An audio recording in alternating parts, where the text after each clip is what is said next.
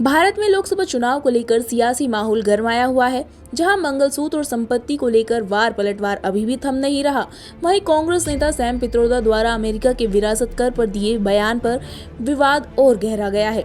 इसी बीच मंगलसूत्र और सोना छीन लेने के बयानों से आगे बढ़ते हुए बीजेपी ने अब कांग्रेस पर संपत्ति छीन लेने का आरोप लगाया है। बीजेपी ने कांग्रेस के सलाहकार माने जाने वाले सैम पित्रोदा के विरासत कर वाले बयान का हवाला देते हुए कहा कि कांग्रेस की लूट जिंदगी के साथ भी और जिंदगी के बाद भी। दरअसल पीएम मोदी ने छत्तीसगढ़ के अंबिकापुर में चुनावी रैली को संबोधित किया, जहां उन्होंने कांग्रेस पर जमकर निशाना साधा।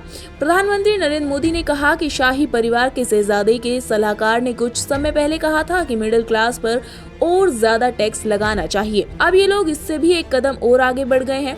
अब कांग्रेस का कहना है कि वो विरासत कर लगाएगी, माता पिता से मिलने वाली विरासत पर भी टैक्स लगाया जाएगा।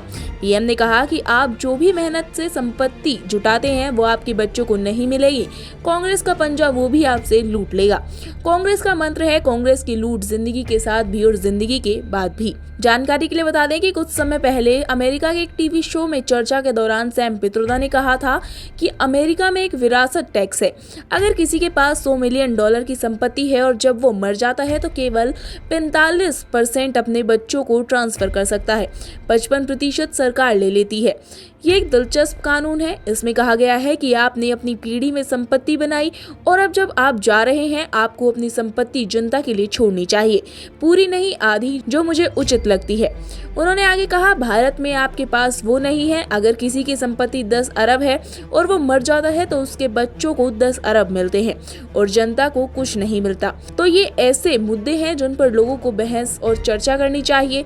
मुझे नहीं पता कि इसका निष्कर्ष क्या होगा, लेकिन जब हम धन के पुनर्वितरण के बारे में बात करते हैं तो हम नई नीतियों और नए कार्यक्रमों के बारे में बात कर रहे हैं जो लोगों के हितों के लिए है, न केवल अति अमीरों के हित में। हालांकि सैम पित्रोदा ने इस पर सफाई भी दी है। सैम पित्रोदा ने कहा कि उनके बयान का कांग्रेस की नीति से कोई लेना देना नहीं है। बीजेपी के टीवी कार्यक्रम में दिए एक बयान को चुनावी सभा में इस्तेमाल करने पर सैम पित्रोदा ने एक के बाद एक 3 सोशल मीडिया पोस्ट लिखे हैं। सैम पित्रोदा ने अपनी पोस्ट में लिखा, मैंने टीवी पर अपनी सामान्य बातचीत में केवल एक उदाहरण के तौर पर अमेरिका में अमेरिकी विरासत कर का उल्लेखन किया था। क्या मैं तत्वों का उल्लेख नहीं कर सकता? मैंने कहा कि ये ऐसे मुद्दे हैं जिन पर लोगों को चर्चा और बहस करनी चाहिए।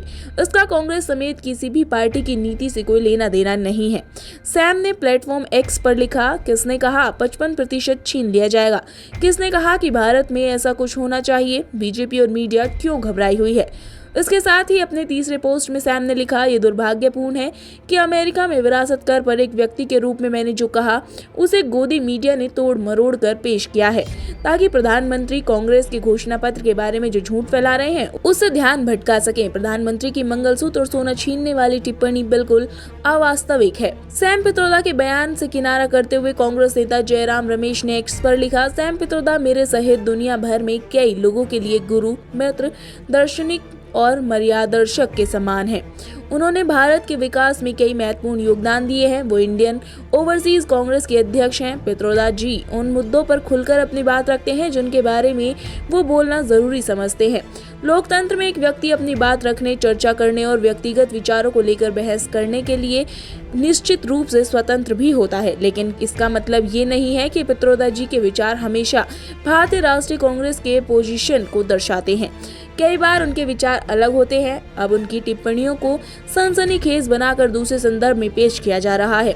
ऐसा प्रधानमंत्री नरेंद्र मोदी के दुर्भावना और नफरत से भरे चुनाव अभियान से ध्यान भटकाने के लिए जानबूझकर किया जा रहा है, जो सिर्फ और सिर्फ झूठ पर आधारित है। खबर पर अपनी राय कमेंट कर जरूर बताएं। अभी के लिए इतना ही। Bureau report, the Bharat now.